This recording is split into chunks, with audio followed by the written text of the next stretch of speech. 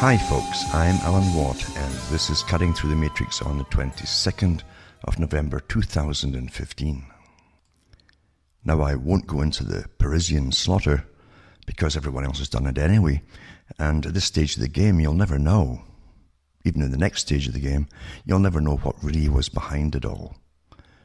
Because so many things were ongoing at that particular time, it caused a tremendous diversion, which is either fortunate or planned, you can take your pick of what you want to believe, by those who are ramming through the whole new global order system. There are too many nations with their secret services all over the planet, with their own goals, of course, and the simplest reason is generally the best reason. Who has most to lose and who has most to gain, basically. What enemy or whose enemy must be eradicated by making war across the entire Middle East. It's generally fairly simple. And so we live through a quagmire, really, of Machiavellian processes from so many different sources that all you can really say is that we're in for an awful long and probably perpetual rough ride of world terrorism. It seems to be that way because, as we know, this is an old scam actually of bringing in mass refugees. It's happened down through history, and during the Soviet Union, for instance, many of them came across to Britain and Europe, and or they were fleeing the Nazis or whatever, and many of them were actually spies, and they were watched, of course, too. So it's an old thing, not just spies, but saboteurs, and this goes on and on. You cannot bring in, on mass immigration, people from another country who definitely have a grudge and not expect anything to happen. And apart from that, too, it has bigger geopolitical repercussions because there are those who want to destroy the face of Europe forever, basically. And they've been quite open about it too. You know, you can only get into the huffing and puffing and indignancy contest about what's happening today if you've already swallowed the lies that at one time you were free. If you'd never had such misconceptions, then it doesn't surprise you at all, especially if you've studied long-term planning and goals in micro-geopolitics. And we know too, for instance, we live through a process of free trade deals, for instance, very old agenda. I won't go into it again because it's so old. I've gone through the history of the group that started it up in London to do with making a common trade system across the planet. They wanted 3 trading blocks, just like Karl Marx, in fact. And they basically ran the British government behind the scenes and from within.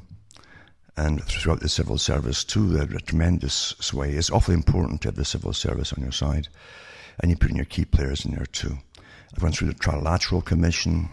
There's a higher division, a more specialised division of the CFR, Council of Foreign Relations, and Royal Institute for International Affairs, all private organisations which run governments across the planet. And their trick, of course, is to try to keep in the shadows if they can. And for a long time, they did awfully well at that. Today, they're more open about it. I've already mentioned that these ongoing free trade deals are for the big, giant international corporations. And they are really the super government to an extent. They're in on the act, put it that way. And, of course, the financiers at the very, very top of everything.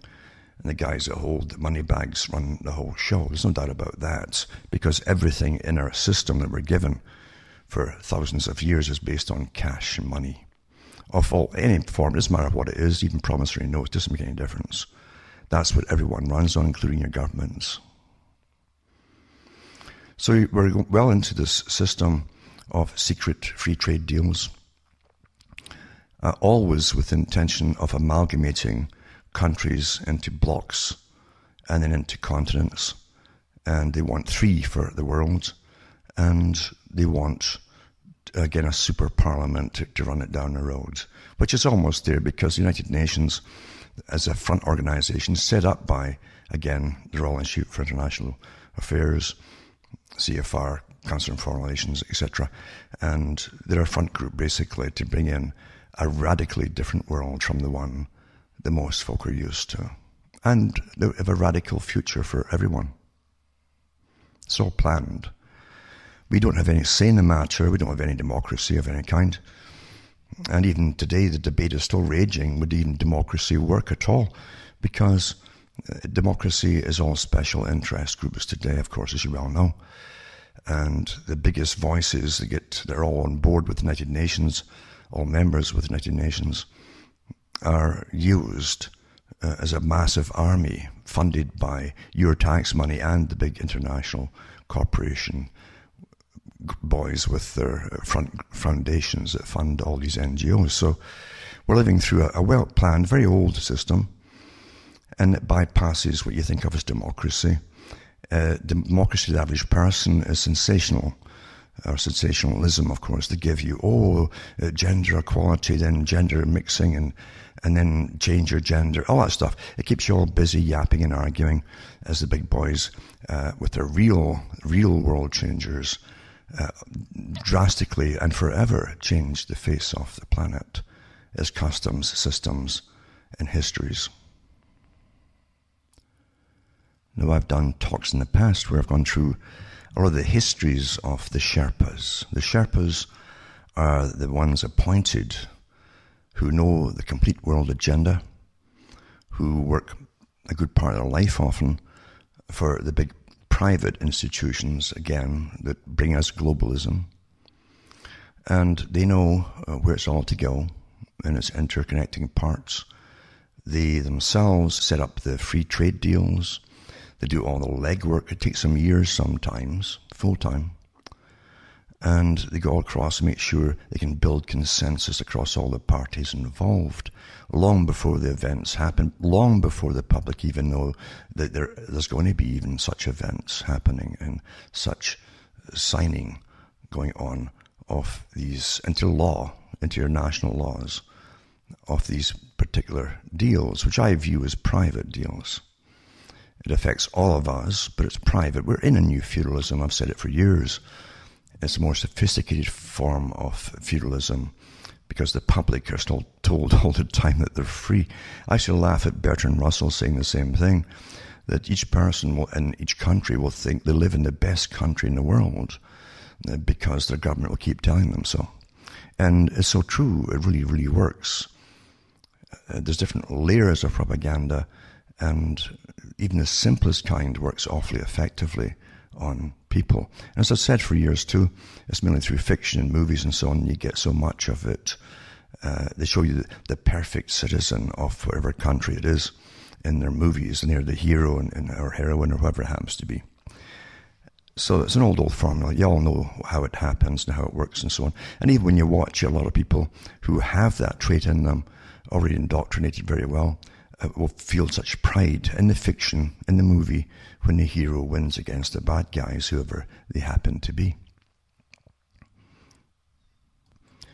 But these Sherpas, I've often wondered what particular international, global Sherpa school they go to that teaches them to be Sherpas. But you'll find there are commonalities between them. I always say that, you must look for commonalities. And you can't shy away if something makes you feel uncomfortable with any of them at all, because it's basic detective work. What detective would ever say, well, I didn't look into this or that, even though I could see the commonalities between suspects, he'd lose his job, for goodness sake. Or do they actually do that? Maybe sometimes today they do. So Sherpas really are sent out, as I say, years in advance. They work with the big panels which create the treaties, and they go back for a review and reassessment and back with the new ones and so on, long before the final one is signed into law. And they know too, just like the Royal Institute for International Affairs knows, that once something's on the books, you simply keep expanding it, all the laws, keep expanding them to includes, until it's all-encompassing. Very old again technique, and it always works. Now, again, going to cuttingthroughthematrix.com, archive section, and you'll listen to the talks I've given years ago on the Sherpas, etc. And they have different names for them today too, because after, I think the last time, a few years back when I talked about the Sherpas, I think they changed their names. Anyway,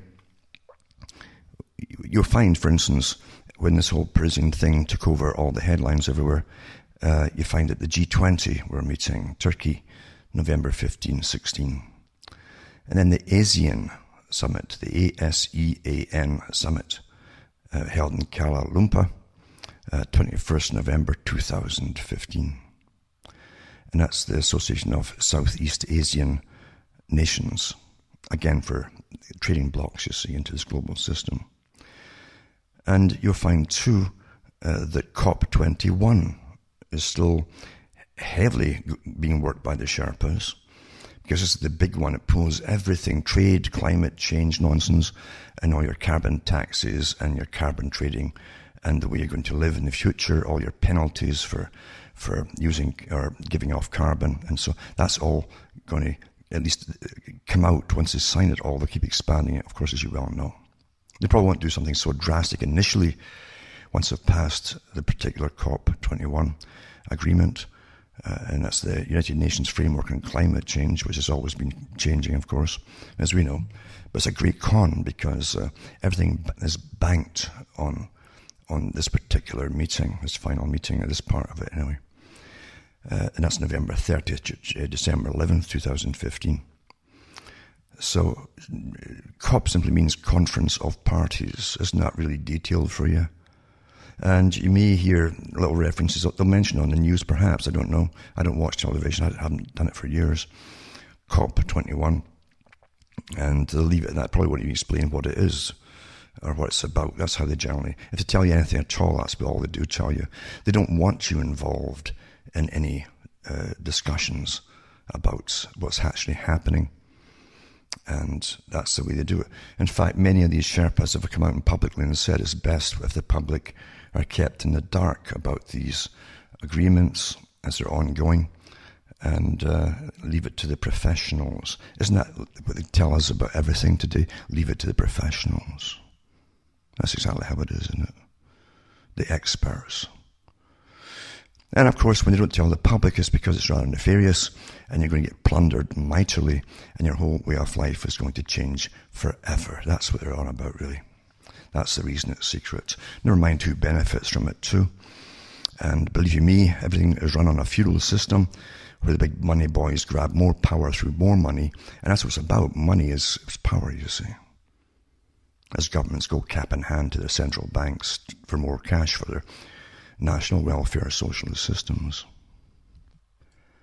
You'll always find that the big movers and shakers are members of the Trilateral Commission, this private organization that's really, as I say, a specialized branch of the Council on Foreign Relations, CFR. And again, going back to Royal Institute for International Affairs, it's all the same bunch, you see.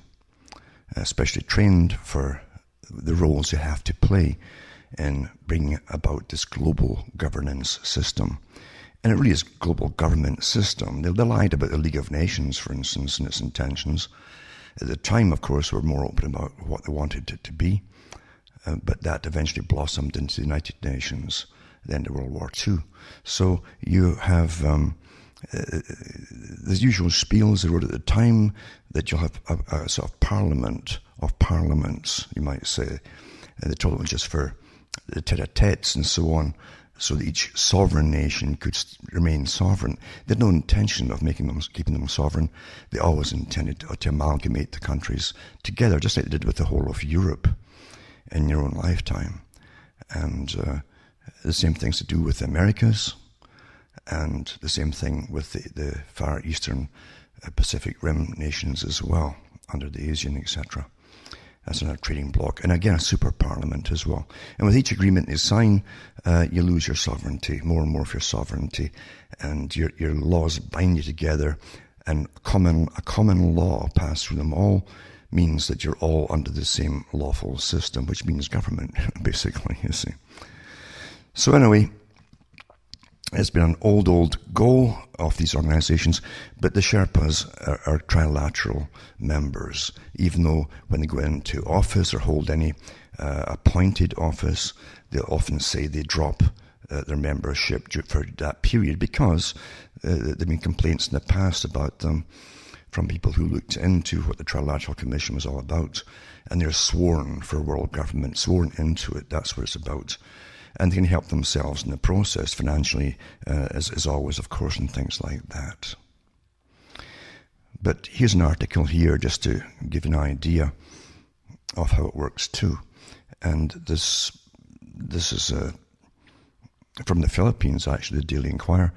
And it says U.S. Trade Representative Michael Froman has urged trade ministers from the Asia-Pacific economic member economies to follow through on the different global trade agreements and the crucial efforts being made to set a new agenda, all aimed at securing sustainable and inclusive growth across the region. While citing the Philippines' significant contribution and leadership in steering the APEC meetings towards current challenges faced by the region, Froman stressed the need to stay the course and maintain progress towards creating greater opportunity for our people. Now, remember too that this private club, very old private club, had different names before it was called the particular modern name, Trilateral Commission. These characters have members in every nation across the world today. So within every nation for an awful long time, you've had dedicated sworn members for globalism, melding the countries together, completely losing their sovereignty under the new global system, and a new way of life totally again too. It's not democratic by any means. It was never intended to be democratic.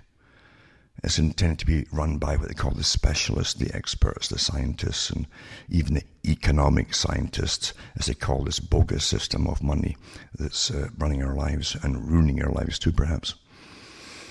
But here's a character, see, Michael Froman. And it says, the Trade Facilitation Agreement, Information Technology Agreement, see all these agreements, see? And the Environmental Goods Agreement all started at APEC, APEC, that is. That's the Asia-Pacific Economic Cooperation.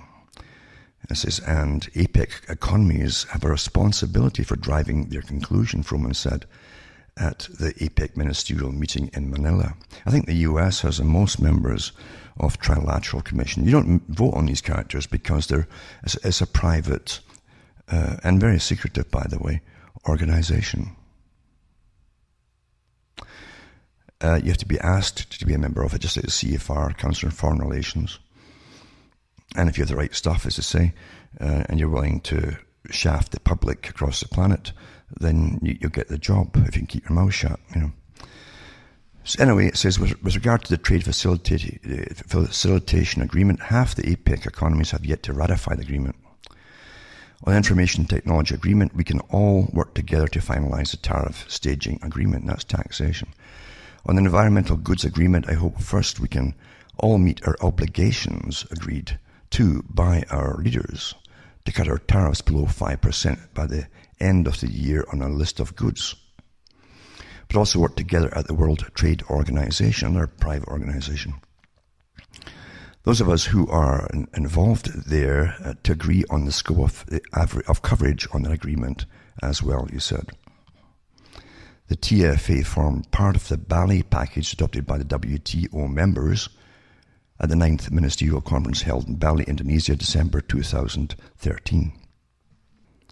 Now, Froman also cited the progress made by the Philippines with regards to the agenda of the micro, small and medium-sized enterprises towards enabling them to significantly participate in global value chains and international trade. Improvement of supply chain management by 10%, roadmap for electric vehicles, that's their big agenda again.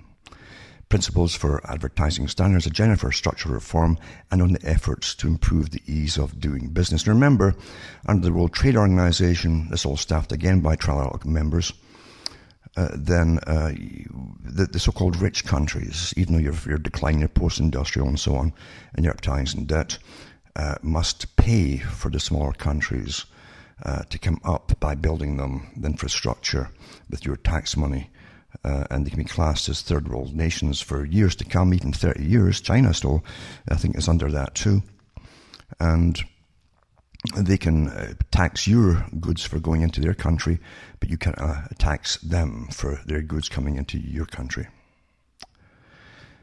And it goes on too about humanitarian goods and so on, about property rights and so on, where we all agreed to share best practice on trade secrets. So the big boys at the top steal all these trade secrets, of course, and all patents and everything else as well, which is old stuff. And it says, let me conclude by mentioning Trans-Pacific Partnership Agreements, as many others have, and thanking my fellow ministers, there you are, for their dedication and their efforts to bring that to a close. Welcome the interest of other economies in that process, while sure because of their members and the heads of those countries as well, and this private organization of trilateral groups. Remember as well that when they appointed prime ministers straight from the central bank in Europe into Greece and Italy, both of those guys were trilateral members too. So you'd always find the trilateralists in the vanguard of this big sworn to globalism plan, you see. They're all sworn to it. And they're well paid on the path to it as well for themselves. Another Article 2 says, in this country we can now have a fully informed debate about the Trans-Pacific Partnership. This is the joke after WikiLeaks came out with a lot of it. And it's a conversation with US Trade Representative Michael Froman, again the trilateral member, as he defends the Trans-Pacific Partnership. And as I say, in this country we can now have a fully informed debate about the Trans-Pacific Partnership. Now, they weren't going to tell us for at least 4 years, but WikiLeaks slipped out some of it. Says the US has released a text of the trade deal. It includes the US and 11 other Pacific nations from Chile to Malaysia to Japan. Because it affects American jobs and America's place in the world, it affects us all, Canada too, everybody. The debate cuts across party lines. Well, it does, because the trilateral doesn't bother with parties. It says, and in the coming days as Congress prepares to vote on the deal, we'll hear more about more than one voice. The American who negotiated the deal is President Obama's trade representative, Michael Froman. He wants to reassure Americans who are worried about losing jobs to globalization. Well, that's been the path up until now with the involvement of these trilateralists with their big global plans and Council on Foreign Relations, of course, wanting to amalgamate the whole of the Americas, etc., and giving all your jobs off to China years ago. All their factories were all uprooted. We paid, the taxpayers paid for them under the deal to uproot their factories and place them in China, reassemble them there basically. And when you paid them for 10, I think it was 10 years was a trade deal that they did then through WTO, that if they said they'd lost any money in the process over 10 years, they could literally get massive funding to continue by the taxpayer, you see, to prop them up. As they made you poor and turned you into a service economy where you buy things from abroad and pass them around. Anyway, it says, Froman says, globalization exists, but we shouldn't conflate globalization with trade agreements. Really, yeah. Trade agreements is how we can shape globalization, and that's what we're trying to do. And he's asked, what does he mean by that? Well, we already live in an open economy, he says. Oh, an open economy? 80% of what we import from TPP countries already comes in duty-free. The other thing, too, never told you, is that at one time governments got most of their money, actually, from tariffs, from imports. Well, guess who makes up the difference when they don't have those tariffs anymore? You, the taxpayer, does, of course. It says, but we face much higher tariffs in other markets, and these are some of the largest and fastest growing markets in the world. It says, Froman argues that TPP, the Trans-Pacific Partnership, will give the US industries, I wonder what industries are left apart from the military and so on, more access to foreign markets. Granted, there's a trade-off. Other nations get more access to the US for their products. Froman contends that at least happens slowly as tariffs or import taxes drop. Froman says that the tariff on imported trucks from Japan, as an example, won't go away for 30 years. They penalize the Japanese for making better trucks, actually. This is on apparel and textiles. They work very closely with the textile manufacturers in the US to come up with an outcome that they could be comfortable with, so that we'll let in clothes coming that are made Vietnam or made in Malaysia, but they've got to use US fabric. I had to laugh when the deal was signed before for the free trade with China years ago, which again opened the whole pathway to exporting your jobs and your factories and everything else to China. And that was the con then to interdependence, they call it, you see, where different materials from different countries are all manufactured and then sent across, then you put them together with your little sewing machines in your own country, that kind of nonsense. And it got so bad that you'd still see things made in the US or made in Canada, but when you looked at it very closely, it was just the box that it was wrapped in, that it came in. That's the only thing that was made in your own countries. Now, the big boys don't like their work being attacked, of course, because they love to work in secrecy. They give you the names of these guys who are appointed, but they never tell you they're Trilateral Commission members, the private organization sworn to destroy the nation states and bring in a globalized system and our global government type system, you see. And of course, they also work for Wall Street and all the big Wall Streets across the world. And they have a lot in common with each other, these characters. Anyway, this article here says the United States is not keen on pursuing a separate free trade deal with Britain if it leaves the European Union. Now, they spent years conning the British public and all the European peoples that would keep their sovereignty completely intact, and that the EU would be a kind of a negotiating table, you see, to iron out problems. They always tell you lies. Since the beginning of man, you see, you've never had anything different. Lies rule, basically. And the best liars, of course, are always picked to be the top members that push all this stuff. And they give themselves fancy titles and they have university degrees just to cover their lying up. And they're taught to be better liars even from certain things they go through at university, public relations and all that kind of stuff, and marketing. Anyway, it says the United States is not keen on pursuing a separate free trade deal with Britain if it leaves the European Union. Michael Froman said. This guy gets around, eh? This unelected guy. Voters are due to decide by the end of 2017 whether the UK should remain in the EU. An opinion poll show rising support for leaving the bloc. Froman's comments Wednesday undermine a key economic agreement deployed by proponents of exit who say Britain would prosper on its own and be able to secure bilateral free trade agreements with trading partners. Well, I think Iceland did it initially. I don't know if they still do, but they certainly didn't sink. It says the US is Britain's biggest export market after the EU. I wonder what they export. Buying more than $54 billion in goods from the UK in 2014. I wonder what they make there now, you know. Unless maybe they just got a good idea and do all the software for welfare and across the whole planet and export it, since they're such professionals at it now.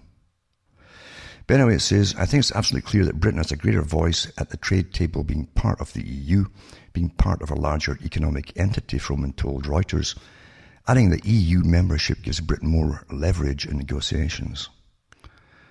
I love how they go on and lie, eh? And it says, we're not particularly in the market for FTAs with individual countries. We are building platforms, that sounds awfully good, that other countries can join over time. If Britain left the EU, Froman said it would face the same tariffs and trade barriers as other countries outside the US free trade network. So that always give you fear if you pull out of the elaborate deceptions that they've constructed for you, you see. It says, we have no FTA with UK, so they would subject to the same tariffs, such as China, Brazil, or India, he said. Washington has just sealed a trade deal with 11 other Pacific nations and wants to wrap up negotiations with the EU on the Transatlantic Trade and Investment Partnership by the end of next year. The US is Britain's second largest export market for vehicles outside the EU. Britain is not part of the EU and therefore not part of the TTIP. British cars exported to the US, such as those made by Jaguar Land Rover, would face a 2.5% tariff and could be at a disadvantage to German and Italian-made competitors. I wonder who owns all these companies anyway, so often people outside the country. It says British exports of fuel and chocolate could also be at a disadvantage if the TTIP abolishes tariffs on those products. Oh, let's give out all our freedoms away for cheap chocolate, right? You can't get good chocolate nowadays. It's all been exposed to a lot of chemicals and like a chocolate tasting and so on, chemicals. So if you want to pull out of these agreements made by these secret organizations, you're very naughty. You're naughty and they'll punish you, you see. And you won't have any cheap chocolate. And then you have this article here. The Trans-Pacific Partnership, a trade deal of denial, omission, and sins. So we've got omissions and sins here. It says, after 5 years of secret negotiations, the full text of the Trans-Pacific Partnership Agreement has finally come up to open air. Kept secret, watched over carefully by delegates all too distant from their own constituencies, the Trans-Pacific Partnership did not disappoint in its disappointments. The statement made by U.S. Trade Representative Michael Froman, here's this guy's all over the place, the Sherpa, on the release of the text is bound to make citizens from any one of the 12 signatory stages cringe. He starts by first claiming that a commitment to transparency was an ongoing process that culminated in the release of the text, complementing a number of additional resources that we have made available on the same website, including state-by-state fact sheets, issue briefs, and chapter summaries. Froman has evidently been busying himself with a different diplomatic process altogether. Fact sheets barely cut the mustard, and he can hardly resort to the term transparency in this, given that Congress insisted in its Trade Priorities and Accountability Act that the President made the proposed text public for at least 60 days before signing the agreement. Then Froman comes out with the robust language of competition. He claims that the agreement will position Americans to compete and win in tomorrow's global economy. This is a race or something. You always put sports on everything, eh? Same language. Much of this piffle involves extolling that grand apparition called Middle America, a reiteration of the Obama line that involves middle-class economics, the idea that the country does best when everybody has got a fair shot, everybody's doing their fair share, and everybody's playing by the same rules. This damning nonsense suggests that Froman and his colleagues are dangling a very different agreement in the sail than what they are in practice. The usual magical numbers are paraded: the elimination of 18,000 individual taxes on U.S. products, the obsession with Made in USA. This says nothing about translating the matter into actual direct employment to U.S. employees, nor does it bode well for the other signatory states. From the start, it looked like various key areas would be in for a good battering. The environment, for one, was set for a commercially violent whack. The agreement, observes Matthew Rimmer of Queensland University of Technology, confirms some of the worst nightmares of environmental groups and climate activists. Don't you believe it? Because it's all one group running the world. As they should, it says, there's minimal attention in the agreement paid to environmental factors which demonstrate the trade deal would entail a genuine trade-off on matters of climate and degradation. What about the degradation of the public? It says, in the case of the US, it's simply not clear whether the TPP Environment Chapter actually rolls back the May 2007 environmental standards Democrats in Congress impressed upon the Bush administration in making the trade agreements. It goes on to say that, as we've already revealed in various chapters released by WikiLeaks, the overwhelming emphasis in the agreement is the vesting of power, or should we say more power, in corporate global agents. Froman is certainly right. In terms of enforceability, in one sense, corporate interests can well prevail over those of the state. These particular entities, being profit maximizers, have been granted the means in a more global sense to sue governments for diminished profits. It's not bad. That means they sue you, the taxpayer, folks. You pay for everything, not your government. So these entities can sue your government for diminished profits if facing policies pernicious to their trading interests. Again, environmental policy in this regard is set for a pounding. The same can be said for general public interest issues, health, for instance, or standards of employment. The former makes no suggestion that domestic medical systems have been immunized from the reach of big pharmaceutical interests. Other industries as well, notably those which have detrimental effects on health, such as tobacco, have reasons to celebrate as well, given the latent ambiguity on profit protection. These areas all entail standards that do not bode well with vast money-making ventures. By the way, as they're all getting pushed by the same big boys to legalize various addictive drugs, you'll find that too. If you say no to your country bringing them in, then they can fine you for loss of profit as well, if that gets passed. These areas all entail standards that do not bode well with vast money-making ventures. The same goes for human rights standards more generally, and it goes about human rights and so on. The rest of the text, with its provisions foreshadowed in previous leaked drafts, now enables the various parliaments of the 12 states to debate the matter with varying degrees of thoroughness. Most are likely to take the sauce offered them and vote for it. Well, they're all paid off anyway. I mean, folk generally you often get different politicians, oh no, they're waiting to get the big handout, you see. And then they suddenly change their mind. It's amazing how these guys have such integrity, but they can change so quickly on a vital part without ever telling you why they suddenly changed, you see. And there's also a manifest unevenness that will prove telling in the event of implementation. States such as Vietnam have a 5-year pass on the issue of implementing complementary labor standards. Well, I think China is much the same today as well. Given that there are also vast differences in the basic minimum wage in Vietnam, the notion that US, Australian or Canadian workers would be in an equal position of competition is patent nonsense. Companies will do the rest, exerting a downward pressure on wages on other parts of the zone. And there's no reason why offshoring will continue with greater enthusiasm than ever. Welcome, in other words, to a rather grisly future touched up in Orwellian dress. But that's how we're run, folks, and we really always have been, you know.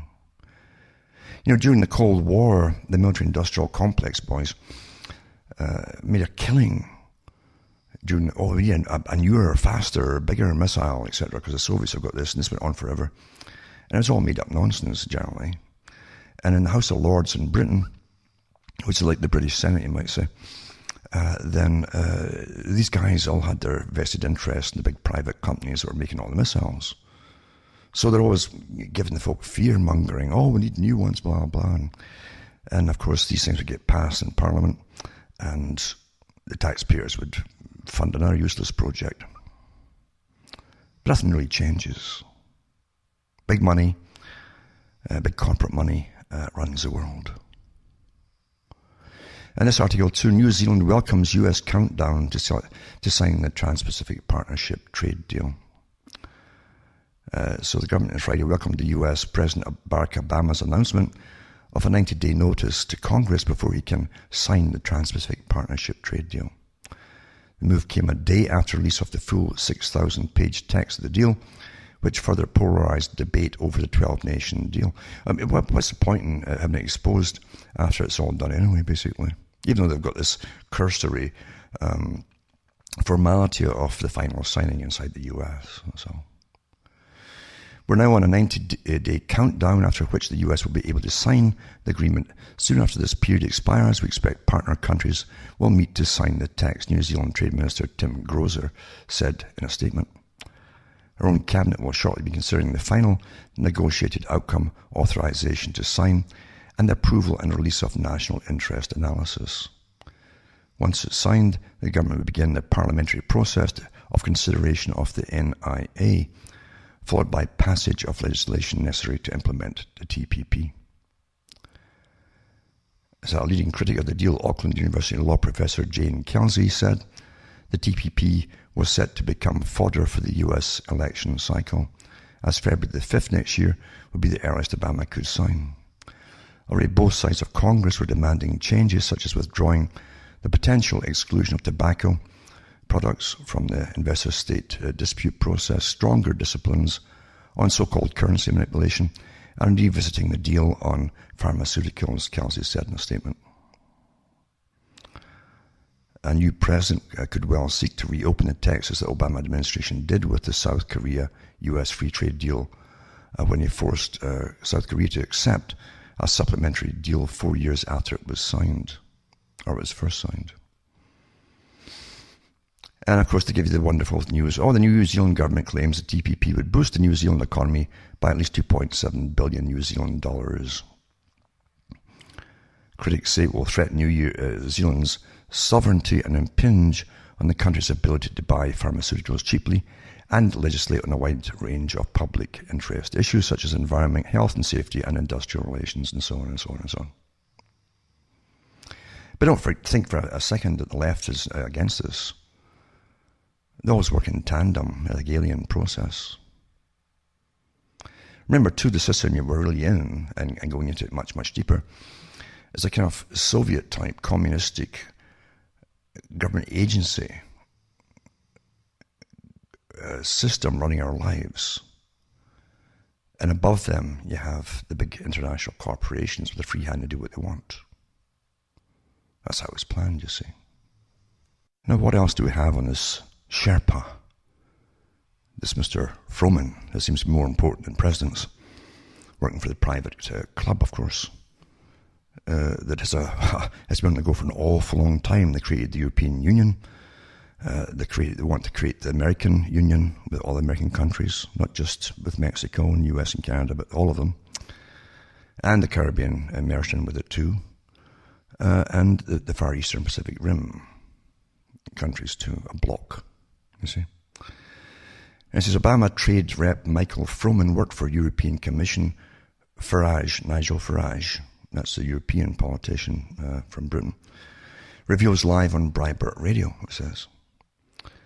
This is the UK independence leader Nigel Farage, MEP, has revealed that US Trade Representative Michael Froman, who intervened in Britain's British exit debate, that's Brexit, they call it, Brexit, last week, worked for the European Commission in the organisation's Forward Studies Unit. So he worked for the European Commission, which is an unelected group. Basically, it's not democratic at all. It's nothing to do with democracy in the European Union. It was set up by his predecessors in the, again, Council for Foreign Relations, Lord Arthur Milner Group, and, of course, the Royal Chief for International Affairs, CFR, etc. It's all one big, vast group, you see. So he worked for the Commission in the organisation's Forward Studies Unit, failing to declare an interest in his statements claiming that Britain should remain in the European Union. Speaking on the BBC's Andrew Marr show at the weekend, Mr. Farage alleged that Mr. Froman had been paid to make his intervention, pointing fingers at the political club that sticks together on issues that leave European taxpayers out of pocket. Now it's emerged that Mr. Froman indeed has been in the pay of the European Commission. It's amazing how they've got their hands out everywhere, these Sherpas, and they can really line their pockets big time. Which recently announced a propaganda task force to keep Britain in the EU.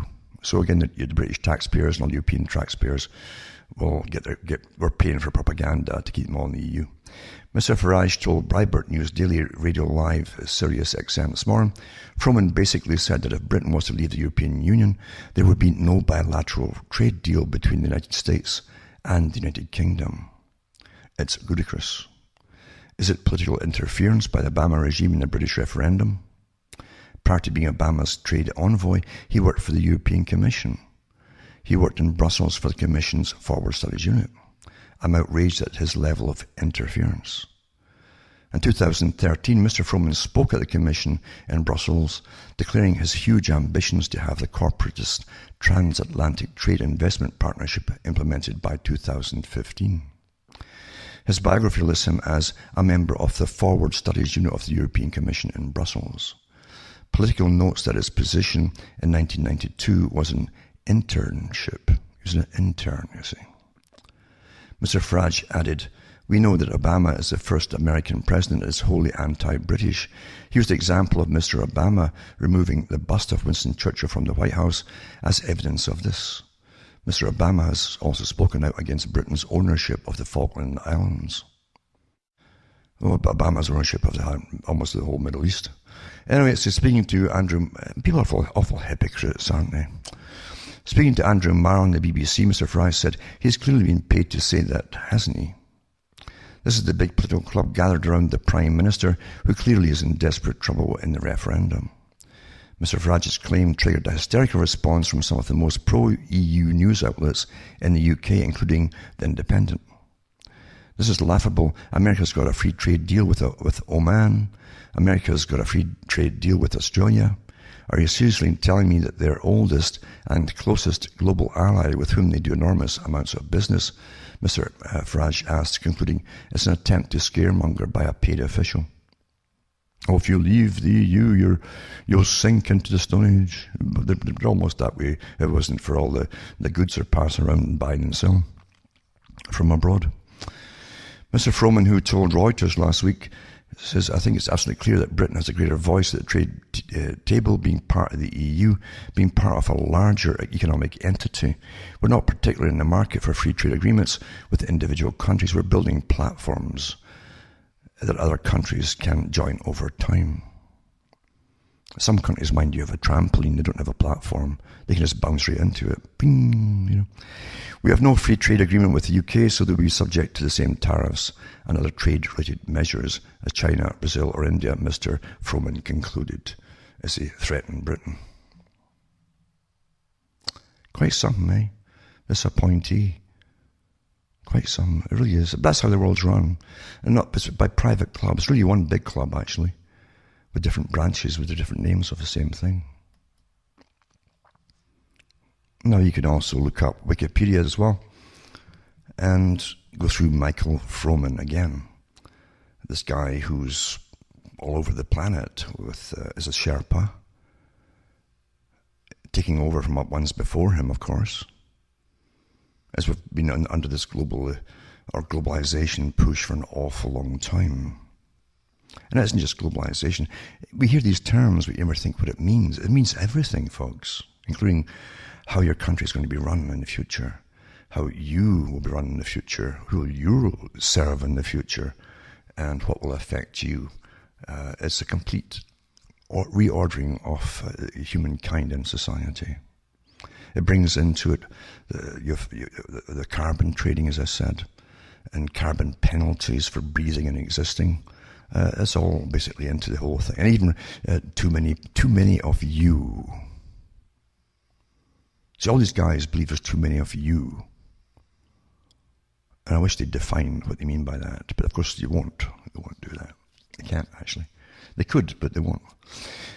Anyway, it says here from Wikipedia that he assumed office 21st of June 2013 under Barack Obama and Mariam Sapiro and deputy, maybe that's Mariam Sapiro as a deputy, and preceded by Mariam Sapiro acting and Robert Hollyman as well. So United States Trade Rep, so it's taken over from those ones. And it goes through his basics, where he was born and so on. Nancy Goodman is his wife. And he's got children, Sarah, Jacob, and Benjamin, I guess. Went to Princeton University, University of Oxford, and Harvard University. He's a lawyer who served as a U.S. trade rep since 2013. He previously was assistant to the President of the United States and Deputy National Security Advisor for International Economic Affairs. Nice position, eh? All set up by the same private organization, supranational. A position held jointly at the National Security Council and the National Economic Council, where he served as United States Sherpa, it says Sherpa, to the G7. He helped organize all of that and all of the stuff. They would go there for their formal signings. That's what they really go for. G8 and the G20 summits of economic powers. On May 2nd, 2013, President Obama nominated him to succeed Ambassador Ron Kirk as a U.S. trade rep. He was confirmed June 19th, 2013. Early life education, grew up in a Jewish family, San Rafael, and graduated from the Branson School. So Teen Froman was active in B'nai B'rith youth organization. That's a Jewish sect, Freemasonry, Sons of the Covenant, I think it means, and serving as the 56th international president of that organization in 1980 and spoke at the BBYO International Convention in Washington, D.C. That's the Benign Birth Youth Organization. In February 2013, received an AB in Public International Affairs from the Woodrow Wilson School, Princeton University, 85, a DPhil in International Relations entitled The Development of the Idea of Détente in American Political Discourse from Oxford University, and a Giant D from Harvard Law School, where he was a classmate of Barack Obama. It's amazing how small the world is, though. And also where he was an associate of Obama's on the Harvard Law Review. And it says the article was imported in part or full from the Biographical Directory of the United States Congress, and so on. He served as liaison of the American Bar Association's Central and East European Law Initiative Legal Assistance Program in Albania. He was also a member of the Forward Studies Unit of the European Commission in Brussels.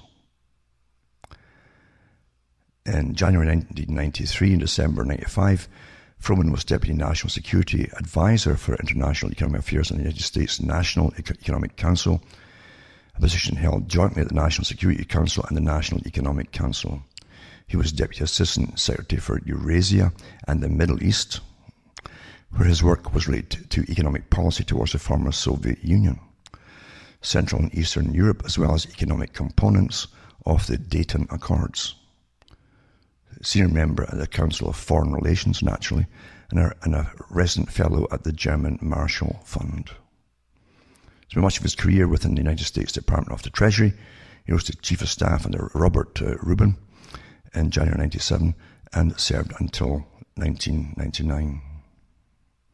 Then the Clinton administration, Froman followed Robert Rubin from the Treasury Department to Citigroup. He was President and Chief Executive Officer of Citi Insurance and Head of Emerging Markets Strategy at Citigroup. He received more than $7.4 million from January 2008 to 2009 alone. They really look after their own, don't they? These guys really know what the agenda is. $7.4 million in a year. Froman and Obama were not in touch after their time at Harvard until Obama's 2004 Senate run, when Froman volunteered to advise Obama on policy. And that's what they'll often say with the trilateral members. They'll bring themselves forwards to advise you on things, because Obama's told who his boss is going to be. So anyway, it says here, he joined the White House for a second run in 2009, went back to the position he held during the Clinton years as Deputy Assistant to the President and Deputy National Security Advisor for International Economic Affairs at the National Security Council and National Economic Council until 2013. In 2013, he was nominated to serve as U.S. Trade Representative.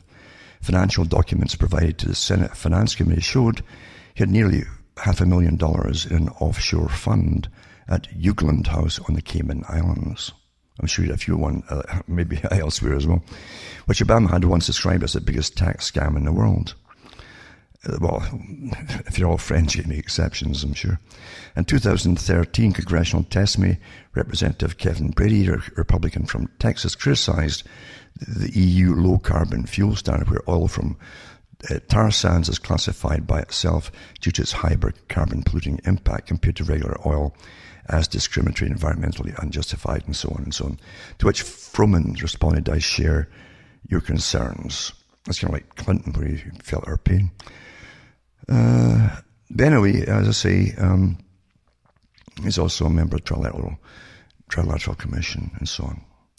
Been involved in all the settings up of the big trading blocks, all of the big agreements, and awfully handsomely paid for it, of course, naturally. And I'll put all these articles up tonight for your perusal if you can keep to. Remember, knowing what's really going on is awfully boring. I mean, there's nothing exciting in it. There's no James Bond stuff and sexy women and all that stuff. It's just, that's how intelligence is gathered. Intelligence agencies still have departments across the world where they have paper clippings from all the newspapers on the planet. They save them all. not just electronic, you see, it's also the old format of newspaper clippings. And you've got to look like a detective, as I say, at all the evidence and come to your own conclusions. And when you find ties between things, that goes down as evidence pointing to something else, you see. Everything points to things. But we're run by appointees that belong to private organizations that tend to keep themselves very, very secretive. And anyone who's a big player in this whole global movement with economics, the military, or anything else is a member of this private club. They're the big movers and shakers. And they're their boys and gals through all the central banking systems as well. And the IMF and the Bank for International Settlements and every other major world institute. And they've called themselves institutions too, because it sounds more normal. Like they've always been there, haven't they? They've always been there. No, they haven't. They're a private club.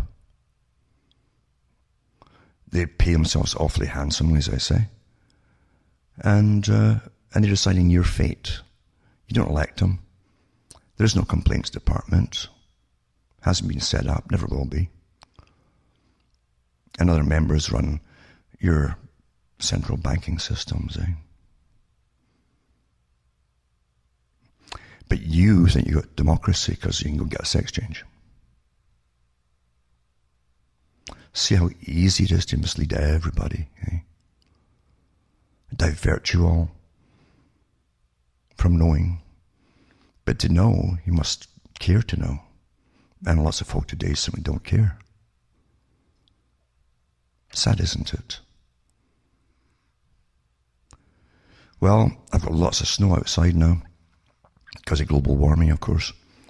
Or maybe it's down to climate change. Well, I guess it's true to an extent. We always get winter here in Canada. And I guess it's normal.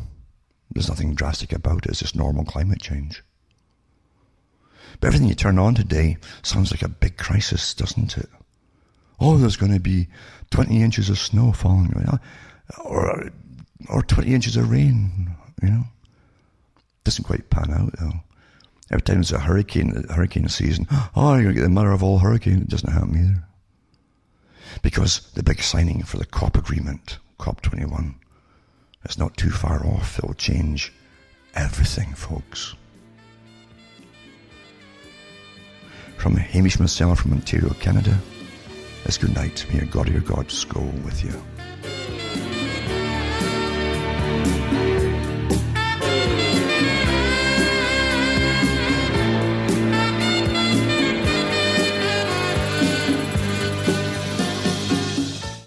Destroy the face of Europe forever, basically. And they've been quite open about it too.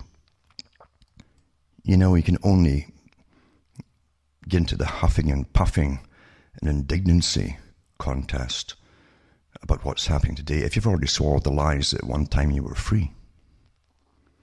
If you'd never had such misconceptions, then it doesn't surprise you at all, especially if you've studied long-term planning and goals in micro-geopolitics. And we know too, for instance, we live through a process of free trade deals, for instance, very old agenda. I won't go into it again because it's so old. I've gone through the history of the group that started it up in London to do with making a common trade system across the planet. They wanted 3 trading blocks, just like Karl Marx, in fact. And they basically ran the British government behind the scenes and from within. And throughout the civil service too, they had a tremendous sway. It's awfully important to have the civil service on your side. And you put in your key players in there too. I've gone through the Trilateral Commission. There's a higher division, a more specialised division of the CFR, Council on Foreign Relations, and Royal Institute for International Affairs, all private organisations which run governments across the planet. And their trick, of course, is to try to keep in the shadows if they can. And for a long, long time, they did awfully well at that. Today, they're more open about it. I've already mentioned that these ongoing free trade deals are for the big giant international corporations. And they are really the super government to an extent. They're in on the act, put it that way. And of course the financiers at the very, very top of everything. And the guys that hold the money bags run the whole show. There's no doubt about that, because everything in our system that we're given for thousands of years is based on cash and money. Of any form, it doesn't matter what it is, even promissory notes, doesn't make any difference. That's what everyone runs on, including your governments. So we're well into this system of secret free trade deals, always with the intention of amalgamating countries into blocks and then into continents. And they want 3 for the world, and they want, again, a super parliament to run it down the road, which is almost there, because the United Nations, as a front organization set up by, again, the Royal Institute for International Affairs, CFR, Council on Foreign Relations, etc., and they're a front group basically to bring in a radically different world from the one the most folk are used to. And they have a radical future for everyone. It's all planned. We don't have any say in the matter. We don't have any democracy of any kind. And even today, the debate is still raging. Would even democracy work at all? Because democracy is all special interest groups today, of course, as you well know.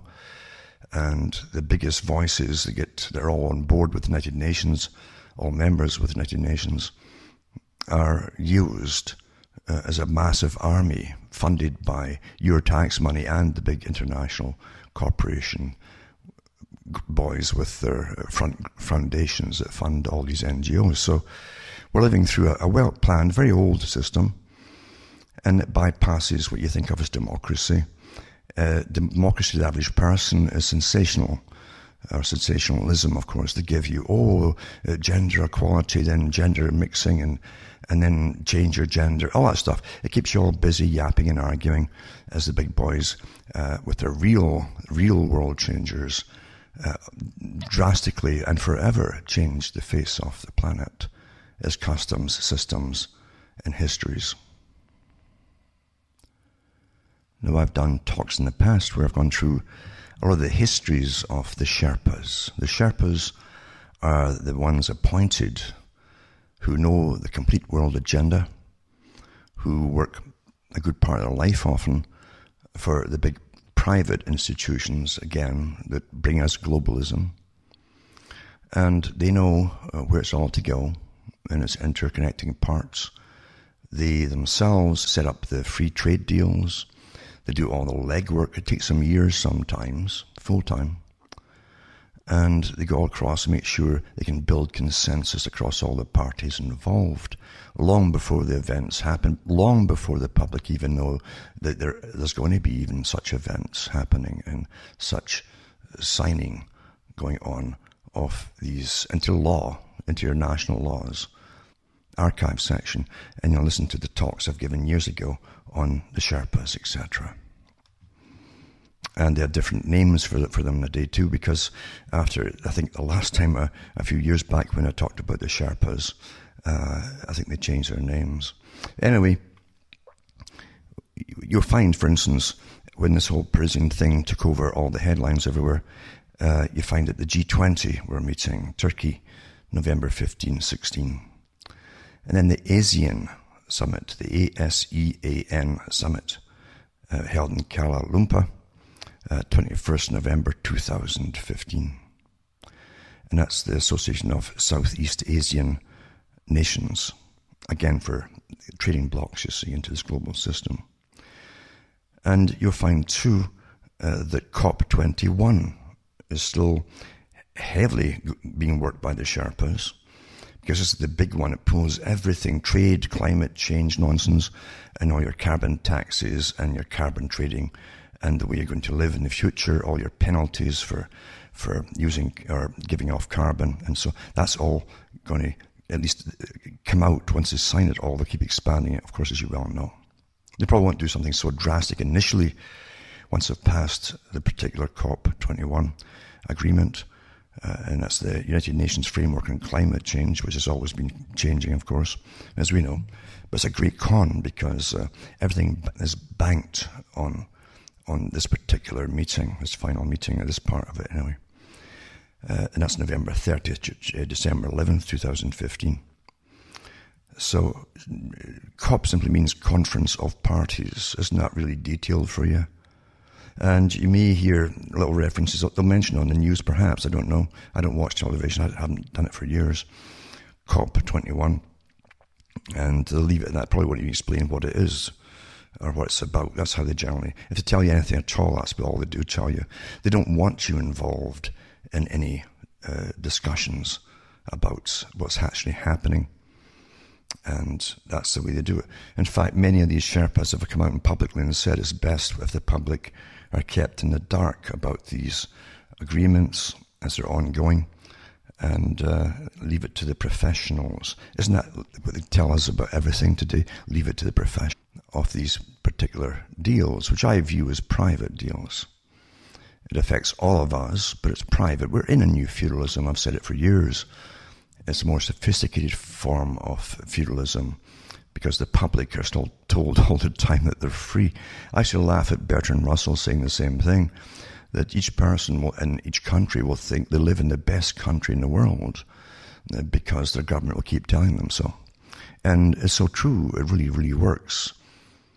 There's different layers of propaganda, and even the simplest kind works awfully effectively on people. And as I've said for years too, it's mainly through fiction and movies and so on, you get so much of it.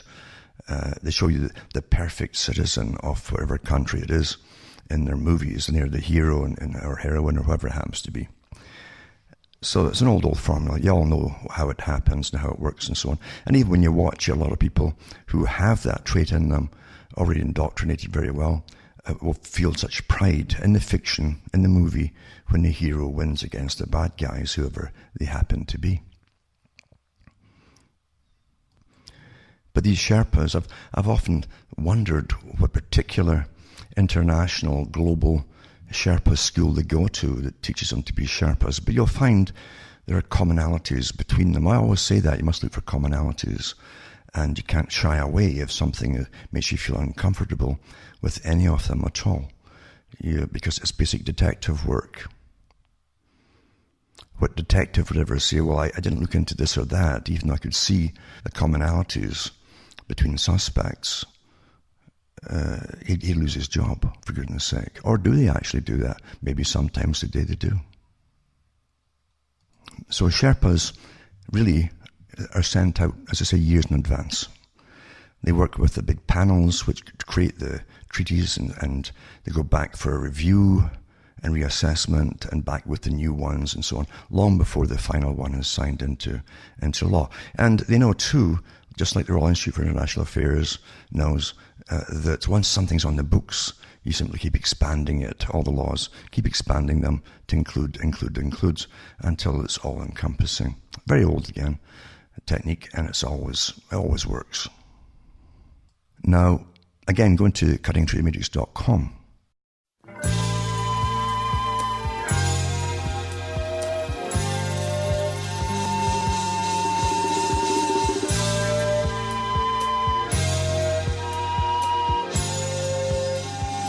Hi folks, I'm Alan Watt, and this is Cutting Through the Matrix on the 22nd of November 2015.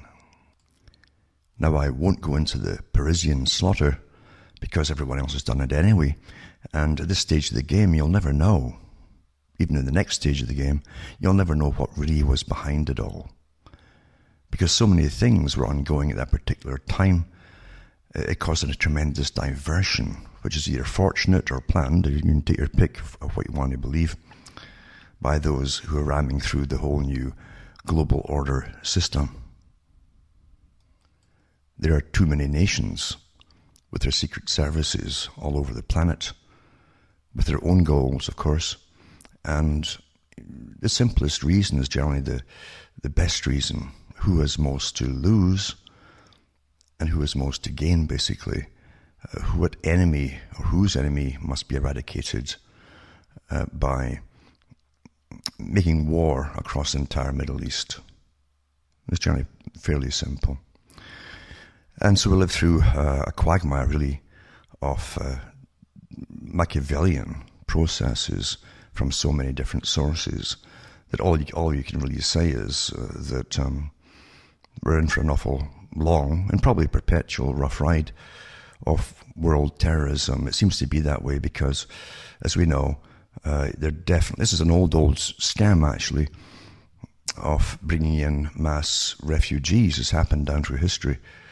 And during the Soviet Union, for instance, many of them came across to Britain and Europe, and or they were fleeing the Nazis or whatever, and many of them were actually spies, and they were watched, of course, too. So it's an old thing, not just spies, but saboteurs, and this goes on and on. You cannot bring in, on mass immigration, people from another country who definitely have a grudge and not expect anything to happen. And apart from that, too, it has bigger geopolitical repercussions because there are those who want to